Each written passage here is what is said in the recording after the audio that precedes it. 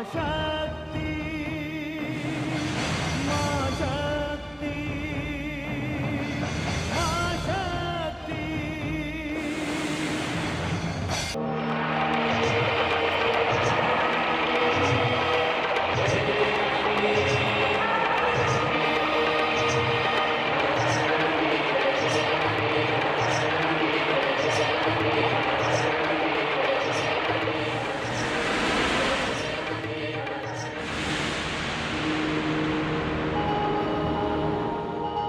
प्रणाम देवी सरस्वती। आइए देवी गंगे, प्रयाग में आपका स्वागत है। हे महादेवी सरस्वती, मुझे क्षमा कर दें। आवेश में आकर मैंने आपको शाप दे दिया था। देवी गंगे, श्राप तो पहले मैंने आपको दिया था। नहीं महादेवी, आपका दिया हुआ शाप तो मेरे लिए वरदान सिद्ध हुआ। उस शाप ने मुझे भगवान शिव की जटाओं में स्थायी निवास दिया। उसी शाप ने मुझे मानव कल्याण का मार्ग दिखाया और उसी शाप के कारण मैंने धरती पर पुनः अपने हरि के चरण पखारे। कितने ही ऋषियों मुनियों ने आरती द्वारा मेरा भव्य स्वागत किया। महादेवी, मैं पुत्र भगीरथ के साथ उसके पूर्वजों का कल्याण करने जा रही हूं। हे महादेवी, सच पूछिए तो मैं आपके प्रति अपना आभार प्रकट करने आई हूं। मुझे आपका शाप देना अनुचित नहीं, उचित था, क्योंकि मैंने विष्णु लोक में मर्यादा के विरुद्ध कार्य किया था। उसे भूल जाइए देवी गंगा। जलधारा बनने के पश्चात मुझे अनुभव हुआ कि ज्ञान और कला के साथ साथ संसार में अन्य वस्तुओं का भी अपना महत्व है। मैं तो जीवन को विद्या देती हूं, किंतु देवी गंगे, आप तो जीवन दायिनी हैं। आप स्वयं जीवन देती हैं। हम सब ब्रह्म की उस शक्ति के अंश हैं जो सृष्टि पर उपकार के लिए प्रकट किए गए हैं। यहां मेरा कार्य संपन्न हुआ। मैं ब्रह्मलोक जा रही हूं। देवी गंगे, आपकी यात्रा तो अभी बहुत लंबी है। अभी तो यहां जलधारा कालिंदी से आपका मिलन होगा, जिसे लोग यमुना कहेंगे। आपकी यात्रा शुभ हो। मैं विदा लेती हूं।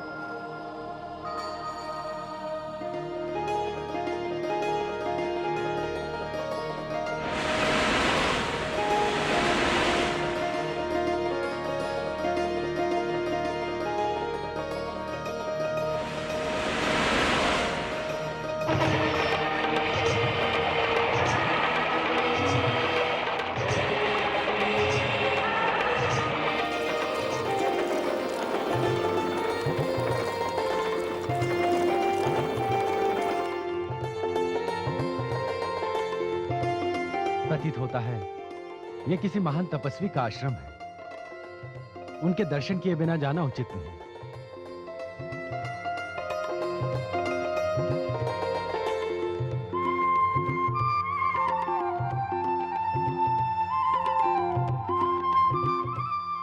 मैं आपकी क्या सेवा कर सकता हूं? क्षमा कीजिएगा, क्या मैं जान सकता हूं ये सुंदर और पावन आश्रम किसका है? क्या हम आपका परिचय जान सकते हैं? मैं भगीरथ हूं। भगीरथ अर्थात महाराज भगीरथ? महाराज था, किंतु अब तो वैरागी हो गया। आइए, आपका स्वागत है। यह हमारे गुरुदेव महान ऋषि जहनु का आश्रम है। महर्षि जहनु, मैं अभी जाकर उनके दर्शन करता हूं। भगीरथ! माता, आपको कुछ देर यहां विश्राम करना होगा। मैं महर्षि जहनु के दर्शन करके शीघ्र आता हूं। जहनु ऋषि? हाँ माता।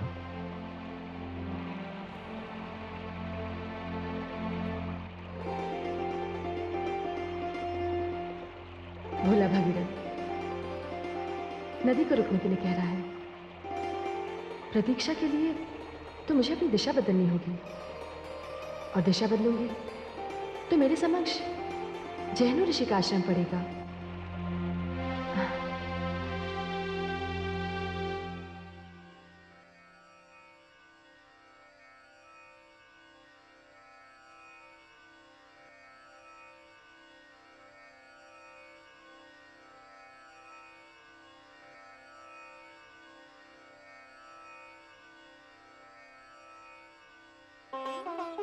महर्षि जहनु, आपके श्री चरणों में भगीरथ प्रणाम करता है। महाराज भगीरथ,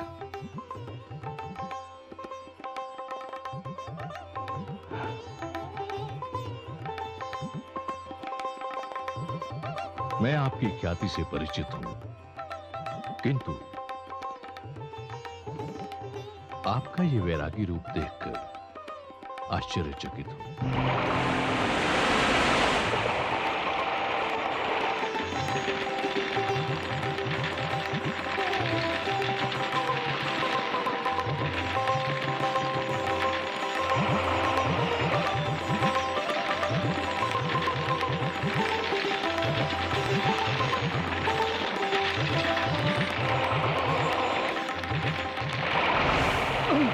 ये किसका दुस्साहस है? किसने किया होगा ये अनर्थ किसने किया होगा? कौन हो सकता है?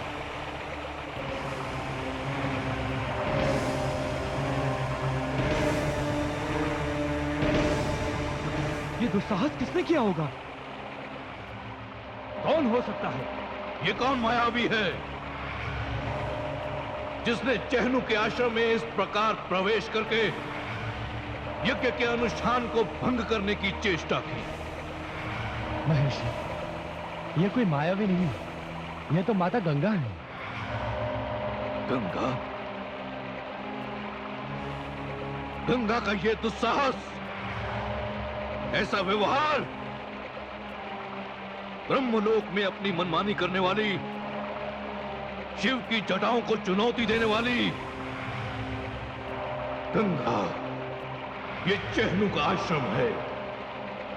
ये धृष्टता यहां सहन नहीं की जाएगी। यदि तुझे अपनी विशालता पर इतना अभिमान है तो देख, तुझे ये चहनु ऋषि क्या दंड देता है। त्राहिमाम महर्षि, त्राहिमाम, त्राहिमाम।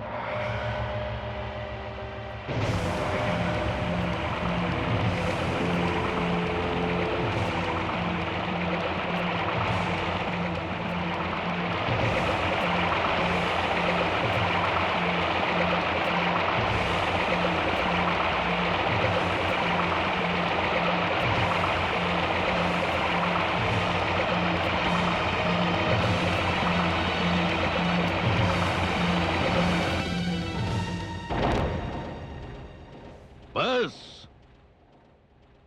इतनी ही शक्ति थी तुझ में? तेरी इतनी ही क्षमता थी? तू एक ऋषि की प्यास भी नहीं बुझा सकी? महर्षि, महर्षि, महर्षि, महर्षि, ये क्या किया आपने महर्षि? मैंने क्या किया? गंगा को उसकी धृष्टता का दंड दे दिया। और क्या किया मैंने? नहीं महर्षि, नहीं, आपको माता गंगा को लौटाना होगा महर्षि, आपको माता गंगा को लौटाना होगा। राजन, शांत हो जाओ। हाँ, तो मैं तुमसे पूछ रहा था कि तुमने ये वैराग्य क्यों धारण किया? हे महर्षि, मेरे वैराग्य का कारण भी माता गंगा ही है।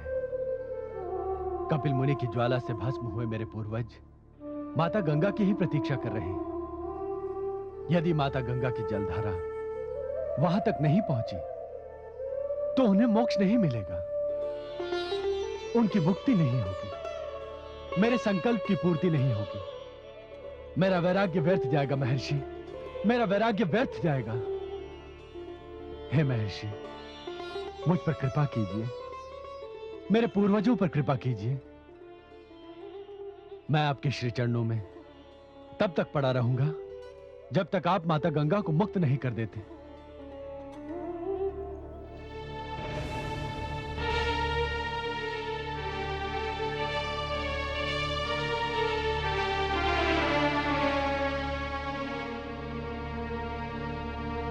गंगा पर तो नहीं, किंतु मुझे तुम पर दया अवश्य आ गई। तुम्हारे त्याग, तुम्हारी तपस्या, तुम्हारे संकल्प के लिए मैं इस चंचल गंगा को मुक्त करता हूं।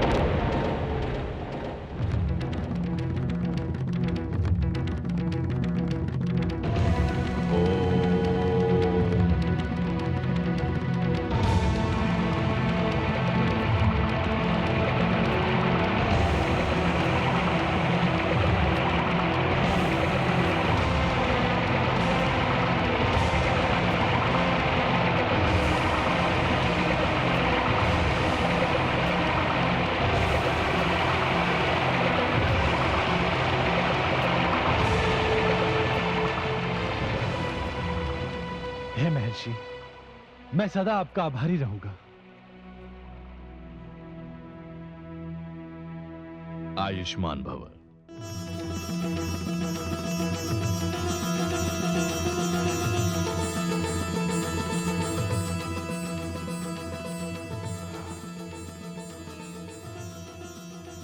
अब इस गंगा को लोग जानवी कहकर पुकारेंगे।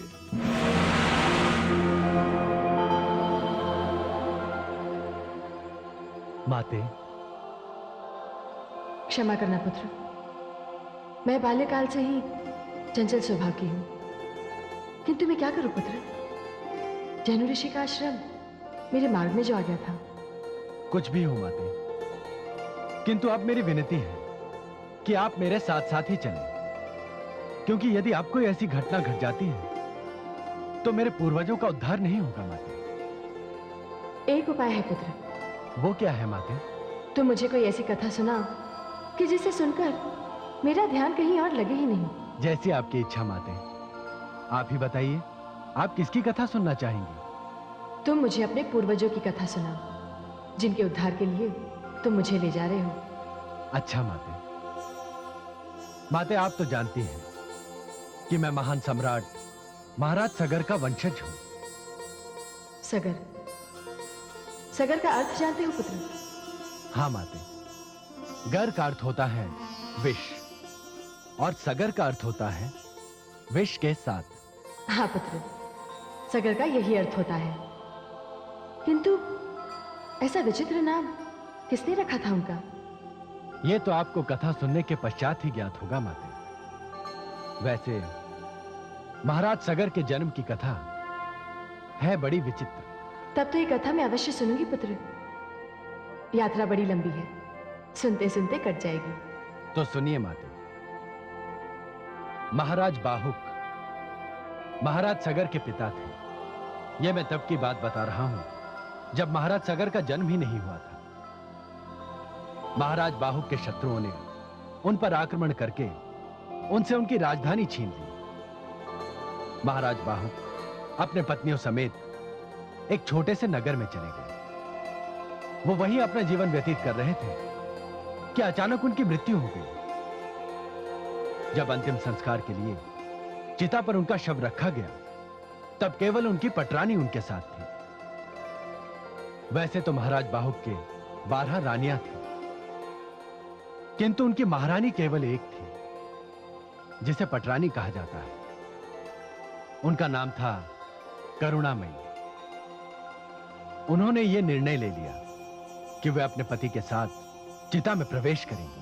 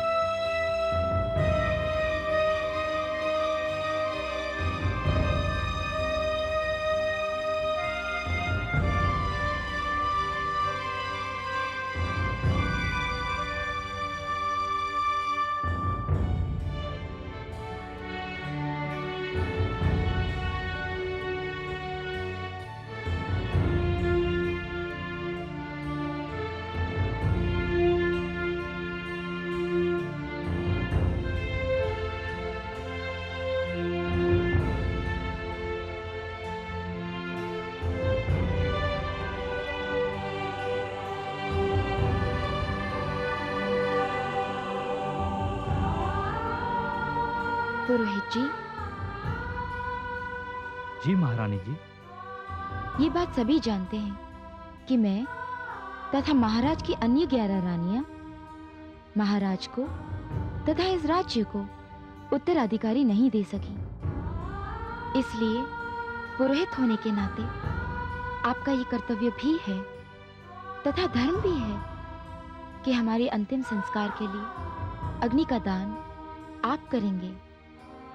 महारानी जी, आपने सत्य कहा। मैं अपने कर्तव्य का पालन करूंगा।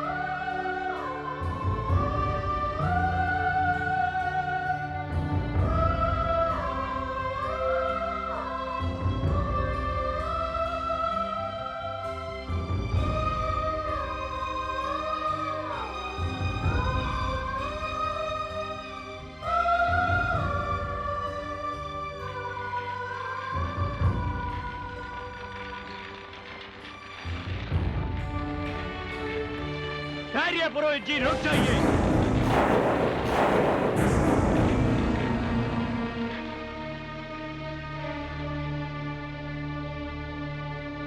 अच्छा हुआ मैं समय पर यहाँ पहुँच गया, अन्यथा अनर्थ हो जाता। आपने महाराज के अंतिम संस्कार की अंतिम विधि को रोककर अनर्थ ही तो किया ऋषि औरव। जहाँ तक मेरा प्रश्न है, मैं सती प्रथा के विरुद्ध हूँ, किंतु आपको इस अनुष्ठान से रोकने का कारण कुछ और ही।